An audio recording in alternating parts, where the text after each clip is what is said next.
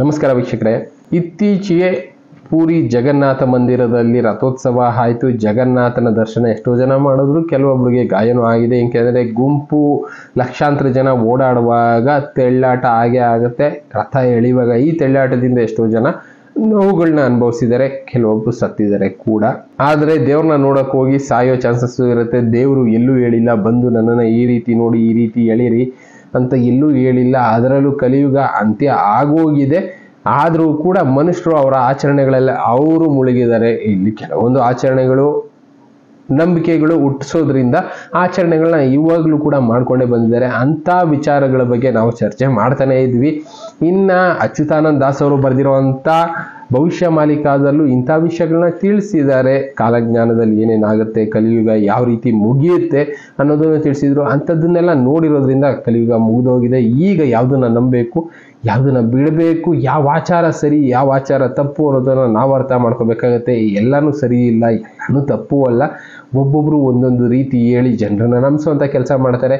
ಈಗ ಕೆಲವೊಬ್ರು ನಾರ್ತ್ ಇಂಡಿಯಾದಲ್ಲಿ ಸ್ವಾಮೀಜಿಗಳು ನೋಡ್ತಾ ಇದ್ದೀವಿ, ಆ ಬಾಬಾ ಈ ಬಾಬಾ ಅಂತ ಎಷ್ಟೋ ಬಾಬಾಗಳು ಉಟ್ಕೊಂಡ್ಬಿಟ್ಟಿದ್ದಾರೆ. ಆ ಬಾಬಾಗಳು ಅವರು ದುಡ್ಡು ಮಾಡೋದಕ್ಕೆ ಏನೇನು ಮಾಡಬೇಕು ಅಂತ ಕೆಲಸಗಳನ್ನ ಮಾಡ್ತಾರೆ. ಇದು ತಪ್ಪು, ಈಗ ಮಾಡಿದ್ರೆ ಈ ಥರ ಸಾವು ಬರುತ್ತೆ, ಹಾಗೆ ಹೀಗೆ ಎಚ್ಚರಿಸ್ತಾರೆ. ಬಟ್ ಅದೇ ತಪ್ಪನ್ನ ಅವ್ರು ಮಾಡ್ತಾ ಇರ್ತಾರೆ. ಐಷಾರಾಮಿ ಜೀವನ ನೀವು ಅನುಭವಿಸ್ಬಿಡಿ, ನಾರ್ಮಲ್ ಲೈಫ್ಗೆ ಅಡ್ಜಸ್ಟ್ ಆಗಿ ಅಂತಾರೆ. ಆದರೆ ಅವ್ರು ಐಷಾರಾಮಿ ಜೀವನ ಅನುಭವಿಸ್ತಾ ಇರ್ತಾರೆ. ಅವ್ರು ಈ ಲೈಫಲ್ಲಿ ಬದುಕೋದಕ್ಕಾಗುತ್ತಾ? ಆಗೋದಿಲ್ಲ. ಆ ಥರ ಹೇಳೋವಂಥ ಬಾಬಾಗಳನ್ನ ಗುರುಗಳನ್ನ ನಂಬೇಡಿ ಅಂತಲೇ ಅಚ್ಯುತಾನಂದ ದಾಸ್ ಅವರ ಭವಿಷ್ಯ ಮಾಲಿಕಾ ಪುಸ್ತಕದಲ್ಲಿ ಬರೆದಿದ್ದಾರೆ. ಸದ್ಯಕ್ಕೆ ಕೆಲವಷ್ಟು ವಿಷಯಗಳು ಈ ಬುಕ್ಕಲ್ಲಿ ಬರೆದಿತ್ತು. ನಾನು ಈ ವಿಷಯಗಳನ್ನ ನಿಮ್ಗೆ ಮೊದಲೇ ಡಿಸ್ಕಸ್ ಮಾಡಿದೆ. ಇನ್ನು ಕೆಲವೊಬ್ರು ಈ ಬುಕ್ಕಲ್ಲಿರೋ ವಿಷಯಗಳನ್ನ ತಿಳ್ಕೊಬೇಕು ಅನ್ನೋರು ಈ ಬುಕ್ಕನ್ನು ಬೈ ಮಾಡಿ ತಿಳ್ಕೊಂಡಿದ್ದಾರೆ. ಇನ್ನು ಕೆಲವೊಬ್ರು ಇದರಲ್ಲಿರೋ ವಿಷಯಗಳನ್ನ ತಿಳಿಸಿ ಡಿಸ್ಕಸ್ ಮಾಡಿ ಅಂತಲೂ ಹೇಳಿದ್ದಾರೆ. ಅಂಥ ವಿಷಯಗಳನ್ನ ನಾನು ಕೆಲವಷ್ಟು ಮೇನ್ ಪಾಯಿಂಟ್ಗಳನ್ನ ಮಾತ್ರ ಡಿಸ್ಕಸ್ ಮಾಡಿ ನಿಮಗೆ ತಿಳಿಸುವಂಥ ಕೆಲಸ ಮಾಡ್ತೀನಿ. ಆಲ್ರೆಡಿ ನಾನು ನಿಮಗೆ ಶರಣರ ವಚನಗಳು, ಇನ್ನು ಗುರುದೇವ್ ಸರ್ ಅವರು ವೀರಬ್ರಹ್ಮೇಂದ್ರ ಸ್ವಾಮಿಗಳ ವಚನಗಳು, ಬೇರೆ ಬೇರೆ ವಿಷಯಗಳನ್ನೆಲ್ಲ ತಿಳಿಸಿದ್ದಾರೆ. ಈ ಕಡೆ ಸಲೈ ಸೋಮಶೇಖರ್ ಅವರು ಎಷ್ಟೋ ವಿಷಯಗಳನ್ನ ತಿಳಿಸಿದ್ದಾರೆ. ಅದನ್ನು ಬಿಟ್ಟು ಅಚ್ಯುತಾನಂದ ದಾಸ್ ಅವರ ಕಾಲಜ್ಞಾನದಲ್ಲಿರುವಂಥ ವಿಷಯಗಳನ್ನ ನಾನು ಅವ್ರ ಜೊತೆ ಡಿಸ್ಕಸ್ ಮಾಡಿದ್ದೀನಿ. ಯಾವುದು ಸತ್ಯ ಯಾವುದು ಸುಳ್ಳು ಅನ್ನೋದನ್ನು ನಾವು ಅರ್ಥ ಮಾಡ್ಕೊಳ್ಳೋ ಪ್ರಯತ್ನ ಮಾಡಬೇಕು.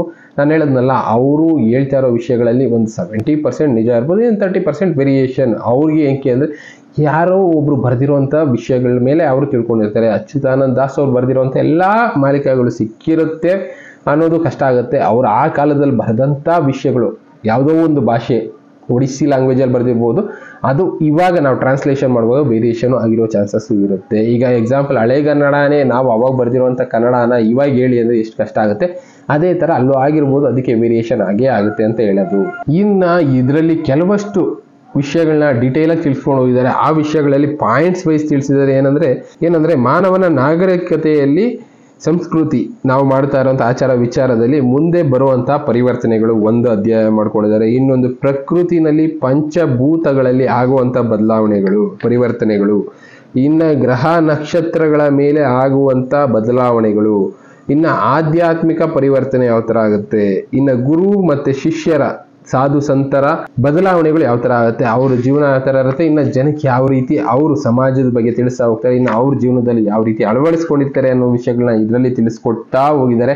ಆ ವಿಷಯಗಳನ್ನ ನಾನು ಡಿಸ್ಕಸ್ ಮಾಡಿ ನಿಮಗೆ ತಿಳಿಸ್ತಾ ಹೋಗ್ತೀನಿ.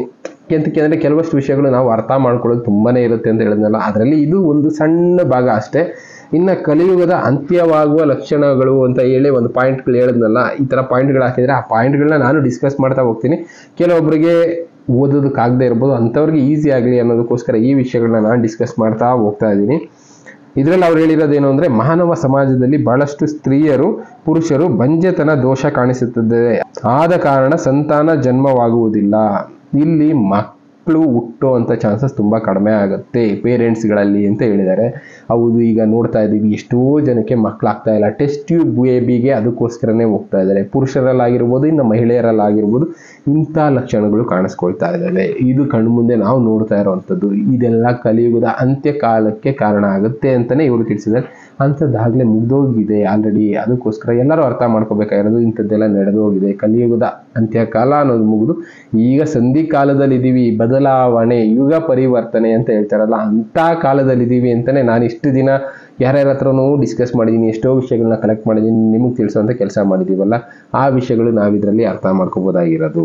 ಕೆಲವೊಂದು ಸ್ತ್ರೀ ಮತ್ತು ಪುರುಷರಲ್ಲಿ ಲಿಂಗ ಪರಿವರ್ತನೆ ಆಗಬಹುದು ಮತ್ತು ಬಹಳಷ್ಟು ಜನರು ತಮ್ಮ ಲಿಂಗ ಪರಿವರ್ತನೆ ಮಾಡಿಕೊಳ್ಳುವರು. ಇದನ್ನ ಈಗ ನೋಡ್ತಾ ಇದ್ದೀವಿ. ಮೇಲು ಫೀಮೇಲ್ ಆಗ್ತಾ ಇರೋದು, ಫೀಮೇಲು ಮೇಲ್ ಆಗ್ತಾ ಇರೋದು. ಇನ್ನು ದುಡ್ಡುಗೋಸ್ಕರ ಈಗ ನಾವು ಬಸ್ಸಲ್ಲಿ ಹೋಗುವಾಗ, ಬೈಕಲ್ಲಿ ಹೋಗುವಾಗ ಇನ್ನು ಎಷ್ಟೋ ಕಡೆ ನೋಡ್ತಾ ಇದ್ದೀವಿ, ಲಿಂಗ ಪರಿವರ್ತನೆ ಮಾಡ್ಕೊಂಡಿರೋರು, ನ್ಯಾಚುರಲ್ ಆಗಿ ಹುಟ್ಟೋರು ಬಿಡಿ ಪಾಪ, ಅವರು ಏನು ಮಾಡೋದಕ್ಕಾಗೋದಿಲ್ಲ, ಅದನ್ನ ಬಿಟ್ಟು ಲಿಂಗ ಪರಿವರ್ತನೆ ಮಾಡ್ಕೊಂಡು ದುಡ್ಡುಗೋಸ್ಕರ ಅವರು ಲಿಂಗ ಪರಿವರ್ತನೆ ಮಾಡ್ಕೊಂಡು ಬದುಕ್ತಾ ಇದ್ದಾರೆ.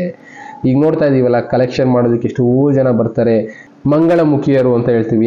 ಅವರು ಒರಿಜಿನಲ್ ಆಗಿ ಹುಟ್ಟುವಾಗ ಎಷ್ಟೋ ಜನ ಮಂಗಳಮುಖಿಯರಾಗೆ ಹುಟ್ಟಿರ್ತಾರೆ, ಏನು ಮಾಡೋದಕ್ಕಾಗೋದಿಲ್ಲ, ಅದು ಅವ್ರು ಮಾಡಿದ ತಪ್ಪಲ್ಲ, ಏನೋ ಒಂದು ಕರ್ಮಗಳಿಂದ ಆ ರೀತಿ ಶಿಕ್ಷೆ ಆಗಿರ್ಬೋದು. ಬಟ್ ಆದ್ರೆ ಅದನ್ನ ಬಿಟ್ಟು ಎಷ್ಟೋ ಜನ ಅವರೇ ಲಿಂಗ ಪರಿವರ್ತನೆ ಮಾಡ್ಕೊಂಡು, ಇನ್ನ ಜನ ಏನ್ ಮಾಡ್ತಾ ಇದಾರೆ, ಹುಡುಗರು ಕೂಡ ಶೇವ್ ಮಾಡ್ಕೊಂಡು ಕ್ಲೀನ್ ಆಗಿ ಆ ರೀತಿ ಬದಲಾಗಿದ್ದೀವಿ ಅಂತ ಹೇಳ್ಕೊಂಡು ದುಡ್ಡು ಕಲೆಕ್ಷನ್ ಮಾಡ್ತಾ ಇರೋರ್ನ ಎಷ್ಟೋ ಜನ ವಿಡಿಯೋದಲ್ಲೆಲ್ಲ ಹಿಡಿದು ಪೊಲೀಸ್ನವ್ರಿಗೆ ಕೊಟ್ಟಿರೋ ಕೆಲಸಗಳು ಆಗಿದೆ. ಈ ತರದ್ದೆಲ್ಲ ಲಿಂಗ ಪರಿವರ್ತನೆ ಮಾಡ್ಕೊಳ್ಳೋಂಥವ್ರು ಜಾಸ್ತಿ ಆಗ್ತಾರೆ ಅಂತಾನೆ ಹೇಳಿರೋದು.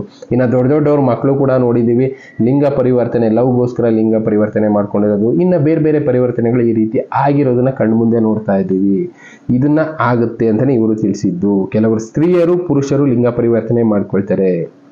ಕಾಮ, ವಾಸನ, ಸ್ವಾರ್ಥ, ಧನದ ಆಸೆಗೋಸ್ಕರ ಪುತ್ರ ತಮ್ಮ ತಾಯಿ ತಂದೆಯನ್ನು ಕೊಲೆ ಮಾಡ್ತಾನೆ.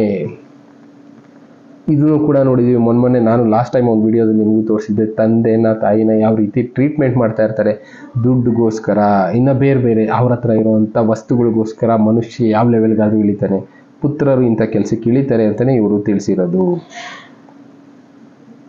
ಇನ್ನು ಸಮಾಜದಲ್ಲಿ ಸಂಯುಕ್ತ ಅವಿಭಕ್ತ ಕುಟುಂಬದ ಪರಂಪರೆ ಸಮಾಪ್ತವಾಗುತ್ತದೆ. ಅಂದರೆ ಕೂಡಿ ಬಾಳುವಂಥ ಕುಟುಂಬದ ಪರಂಪರೆ ಅನ್ನೋದು ಕೊನೆ ಆಗೋಗುತ್ತೆ. 100 ಜನ ಬದುಕ್ತಾ ಇದ್ರು ಒಂದು ಕುಟುಂಬದಲ್ಲಿ, ಬೇಡ 10 ಜನನಾದ್ರೂ ಒಂದು ಕುಟುಂಬದಲ್ಲಿರೋರು, ಅಣ್ಣ, ತಮ್ಮ, ತಂಗಿ, ಇನ್ನು ಬೇರೆ ಬೇರೆ ಅವ್ರ ಮಕ್ಕಳು, ಮೊಮ್ಮಕ್ಕಳು ಅಂತ ಒಂದು 10-15 ಜನ, 20 ಜನ ಇರ್ತಾ ಇದ್ದ ಕುಟುಂಬಗಳನ್ನ ನೋಡಿದ್ವಿ. ಈಗ ಅಂಥ ಕುಟುಂಬಗಳು ಎಲ್ಲೂ ಇಲ್ಲ. ಎಲ್ಲ ಕೂಡ 2 ಜನ, ಇಲ್ಲ 3 ಜನ, ಇಲ್ಲ 4 ಜನ, ಮ್ಯಾಕ್ಸಿಮಮ್ ಅಂದರೆ 4 ಜನ. ಎಲ್ಲರೂ ಸಪ್ರೇಟ್ ಆಗಿ ಅವರವರ ಸ್ವತಂತ್ರ ಲೈಫು ಎಂಜಾಯ್ ಮಾಡಬೇಕು ಅಂತ ಸಪ್ರೇಟ್ ಆಗಿ ಹೋಗ್ತಾ ಇದ್ದಾರೆ. ಇದು ಕೂಡ ಇದರಲ್ಲಿ ಮೆನ್ಷನ್ ಮಾಡಿ ತಿಳಿಸಿದ್ರು. ಕೇವಲ ಅಣ್ಣ ತಮ್ಮಂದಿರಷ್ಟೇ ಬೇರೆ ಬೇರೆ ಮನೆಯಲ್ಲಿ ಇರುವವರು, ಅದೇ ರೀತಿಯಾಗಿ ಪತಿ ಪತ್ನಿಯು ಕೂಡ ಬೇರೆ ಬೇರೆ ಮನೆಗಳಲ್ಲಿ ಇರುತ್ತಾರೆ. ಇದನ್ನ ನೋಡಿ, ಇಲ್ಲಿ ಅಣ್ಣ ತಮ್ಮ ಸಪ್ರೇಟ್ ಆಗಿ ಇರ್ತಾ ಇದ್ರು ಅಂತ ಪರಿಸ್ಥಿತಿ, ಜೊತೆಗೆ ಗಂಡ ಹೆಂಡತಿ ಕೂಡ ಬೇರೆ ಬೇರೆ ಮನೆ ಮಾಡ್ಕೊಂಡಿರುವಂಥ ಪರಿಸ್ಥಿತಿಗಳು ಬರುತ್ತೆ ಅಂತ ತಿಳಿಸಿದ್ರು. ಈಗ ಅಂಥ ಪರಿಸ್ಥಿತಿಗಳು ನೋಡ್ತಾ ಇದ್ದೀವಿ ಕಣ್ಮುಂದೆ. ಗಂಡ ಹೆಂಡತಿ ಬೇರೆ ಬೇರೆ ಮನೆಯಲ್ಲಿರೋದು, 2 ಮಕ್ಕಳಿದ್ರೆ ಇವ್ರ ಹತ್ರ ಒಂದು ಮಗು, ಅವ್ರ ಹತ್ರ ಒಂದು ಮಗು ಬೆಳೀತಾ ಇರುತ್ತೆ. ಇಂಥ ಪರಿಸ್ಥಿತಿಗಳೆಲ್ಲ ಕಲಿಯುಗದ ಅಂತ್ಯ ಆಗಿದೆ ಅನ್ನೋದನ್ನ ತಿಳಿಸ್ತಾ ಹೋಗುತ್ತೆ ಅಂತಾನೆ ಇವರು ಹೇಳಿರೋದು. ವಯಸ್ಕರ ತಾಯಿ ತಂದೆಯೂ ಕೂಡ ತಮ್ಮ ಪುತ್ರ ಮನೆಯಿಂದ ಹೊರಹಾಕುತ್ತಾನೆ ಮತ್ತು ವಯಸ್ಕರ ತಾಯಿ ತಂದೆ ಒಬ್ಬಂಟಿಯಾಗಿ ವೃದ್ಧಾಶ್ರಮದಲ್ಲಿ ಜೀವನ ಕಳೆಯುವರು. ಇದು ಕಣ್ಮುಂದೆ ನೋಡ್ತಾ ಇದ್ದೀವಿ. ಇದ್ರ ಬಗ್ಗೆ ಏನು ಹೇಳದೇ ಬೇಕಾಗಿಲ್ಲ. ಎಷ್ಟೋ ವೃದ್ಧಾಶ್ರಮಗಳು ಆಗ್ಬಿಟ್ಟಿದ್ದಾವೆ. ಮೊದಲು ಇಷ್ಟೊಂದು ಇರಲಿಲ್ಲ. ಇತ್ತೀಚಿನ ದಿನಗಳಲ್ಲಿ ಮನೆಯಿಂದ ಆಚೆ ತೆರಳೋರು ಜಾಸ್ತಿ ಆಗ್ತಾ ಇದ್ದಾರೆ. ಅದಕ್ಕೋಸ್ಕರನೇ ಮಕ್ಕಳಿಗೋಸ್ಕರ ಮಾಡಬೇಕಾ ಯೋಚನೆ ಮಾಡಿ, ಎಷ್ಟು ಮಾಡಿದ್ರು ಒಂದಲ್ಲ ಒಂದಿನ ಆಚೆ ತೆಳ್ತಾನೆ ಅಂದಾಗ ಅವನಿಗೋಸ್ಕರ ಯಾಕೆ ಮಾಡಿಡಬೇಕು ಅಂತಲೂ ಯೋಚನೆ ಮಾಡೋ ಪೇರೆಂಟ್ಸ್ಗಳು ಈಗ ಆಗ್ತಾ ಇದ್ದಾರೆ, ಬುದ್ಧಿ ಕಲಿತಾ ಇದ್ದಾರೆ. ಆ ಬುದ್ಧಿ ಕಲಿಸೋ ಕೆಲಸನ ಕಾಲಜ್ಞಾನ ಮಾಡ್ತಾ ಇದೆ. ಹೌದು, ಇಂಥದ್ದೆಲ್ಲ ನಡೆಯುತ್ತೆ.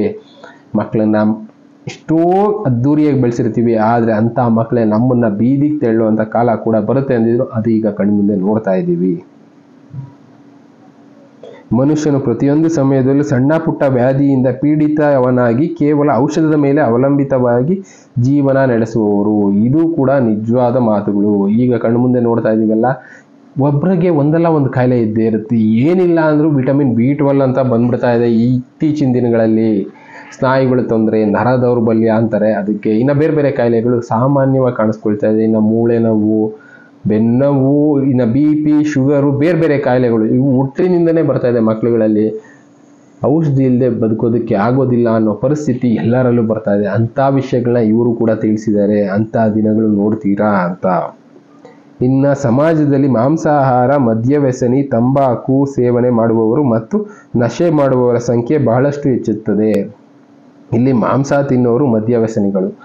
ನಾವು ಮೊನ್ನೆ ಕೂಡ ಕೆಲವೊಂದು ಪ್ರೋಗ್ರಾಮಲ್ಲಿ ಡಿಸ್ಕಸ್ ಮಾಡಿದ್ವಿ ಅನ್ಕೊಳ್ತೀನಿ. ಏನಂದರೆ, ಶಿವನ ಭಕ್ತರು, ಈ ಗಂಗೆ ತಟದಲ್ಲಿ ಬದುಕ್ತಾ ಇರೋವಂಥ ವಾರಣಾಸಿ ಸರೌಂಡಿಂಗಲ್ಲಿ ಬದುಕ್ತಾ ಇರೋ ಶಿವನ ಭಕ್ತರು ಕೂಡ ಮದ್ಯವ್ಯಸನಿಗಳಾಗ್ಬಿಟ್ಟಿದ್ದಾರೆ. ಎಲ್ಲರೂ ಕೂಡ ಹೆಚ್ಚು ಕಡಿಮೆ ಎಲ್ಲೋ 100ರಲ್ಲಿ ಒಂದು 4-5 ಜನ ಇಲ್ಲದೆ ಇರ್ಬೋದು. ಇನ್ನು ಉಳಿದವರೆಲ್ಲ ಮದ್ಯವ್ಯಸನಿಗಳಾಗ್ಬಿಟ್ಟಿದ್ದಾರೆ.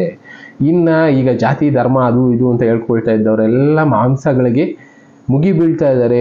ಈ ಕಡೆ ಲಿಂಗಾಯತರು ಅಂತ ಹೇಳ್ತಾ ಇದ್ದವರು, ಬ್ರಾಹ್ಮಣರು ಅಂತ ಹೇಳ್ತಾ ಇದ್ದವರು, ಎಲ್ಲರೂ ಕೂಡ ಎಷ್ಟೋ ಜನ ನಾನು ನೋಡ್ದಂಗೆ ಮಾಂಸಗಳಿಗೆ ಅಡ್ಜಸ್ಟ್ ಆಗ್ಬಿಟ್ಟಿದ್ದಾರೆ. ಮಾಂಸದ ಲೈಫಲ್ಲೇ ಬದುಕ್ತಾ ಇದ್ದಾರೆ. ಕಾರಣ ಅವರು ಅಡ್ಜಸ್ಟ್ ಆಗಿರುವಂಥ ಸ್ಟ್ಯಾಂಡರ್ಡ್ ಆಫ್ ಲಿವಿಂಗಿಗೆ ಇದು ಕಾರಣ ಆಗಿರ್ಬೋದು. ಇಲ್ಲ ಯಾವುದೋ ಒಂದು ಕಂಪ್ನಿನಲ್ಲಿ ಕೆಲಸ ಮಾಡ್ತಾ ಇರ್ತಾರೆ, ಆ ಕಂಪ್ನಿ ಯಾವುದೋ ಒಂದು ಪಾರ್ಟಿ ಕೊಡುತ್ತೆ ಅಂದರೆ ಆ ಪಾರ್ಟಿನಲ್ಲಿ ಅಡ್ಜಸ್ಟ್ ಆಗ್ಬಿಟ್ಟಿರ್ತಾರೆ ಆ ಲೈಫ್ ಸ್ಟೈಲಿಂದ ಹೊರಗಡೆ ಬರೋದಕ್ಕೆ ಆಗೋದಿಲ್ಲ. ಇದರಿಂದ ಕೂಡ ಮದ್ಯ ವ್ಯಸನ ಮತ್ತು ಮಾಂಸ ವ್ಯಸನ ಅನ್ನೋದು ಕಾರಣ ಆಗ್ಬಿಡುತ್ತೇನೋ. ಅದರಿಂದ ಆಚೆ ಬರೋದಕ್ಕಾಗೋದೇ ಇಲ್ಲ. ಒಂದ್ಸಲ ಲೈಫ್ ಸ್ಟೈಲ್ಗೆ ಎಂಟ್ರಿ ಆಗೋದ್ರೆ ವಾಪಸ್ ಬರೋದಕ್ಕಾಗೋದೇ ಇಲ್ಲ. ಆ ಥರ ಲೈಫ್ ಸ್ಟೈಲ್ ಅದು. ಚಟಗಳಿಗೆ ಮನುಷ್ಯರು ಗುರಿ ಆಗ್ತಾರೆ ಅಂತ ಹೇಳಿದ್ರಲ್ಲ, ಅಂಥ ಚಟಗಳಿಗೆ ಮನುಷ್ಯರು ಗುರಿ ಆಗ್ತಾ ಇದ್ದಾರೆ. ಡ್ರಗ್ ಆಗ್ಬೋದು, ಇನ್ನು ಬೇರೆ ಬೇರೆದೆಲ್ಲ ಈಗ ಜನ ಇದಕ್ಕೆ ಬಲಿ ಆಗ್ತಾ ಇದ್ದಾರೆ. ಎಷ್ಟೋ ಜನಕ್ಕೆ ಟ್ಯಾಬ್ಲೆಟ್ಸ್ ಇಲ್ಲದೆ ರಾತ್ರಿ ಹೊತ್ತು ನಿದ್ದೆ ಬರೋದಿಲ್ಲ, ಟ್ಯಾಬ್ಲೆಟ್ಸ್ ಇಲ್ಲದೆ ಕೆಲಸ ಮಾಡೋದಕ್ಕಾಗೋದಿಲ್ಲ, ಬೆಳಗ್ಗೆ ಹೊತ್ತು ಎದ್ದೋಳೋದಕ್ಕಾಗೋದಿಲ್ಲ. ಈ ಥರ ವ್ಯಸನಿಗಳಾಗಿ ಜನ ಬದುಕ್ತಾರೆ ಅಂತ ಇದರಲ್ಲಿ ಬರೆದಿದ್ದಾರೆ. ಅಂಥ ವ್ಯಸನಿಗಳನ್ನ ಈಗ ಕಣ್ಮುಂದೆ ನೋಡ್ತಾ ಇದ್ದೀವಿ. ಈ ಥರ ಎಷ್ಟೋ ವಿಷಯಗಳನ್ನ ಅವರು ಒಂದೊಂದಾಗಿ ಇದರಲ್ಲಿ ಎಕ್ಸ್ಪ್ಲೈನ್ ಮಾಡ್ಕೊಂಡು ಹೋಗಿದ್ದಾರೆ. ಆ ವಿಷಯಗಳು ನಾನು ನಿಮಗೆ ತಿಳಿಸ್ಕೊಡ್ತಾ ಹೋಗ್ತೀನಿ ಮತ್ತೆ. Thank you. ಮತ್ತೆ ಸಿಗೋಣ. ಗುಡ್ ಬಾಯ್.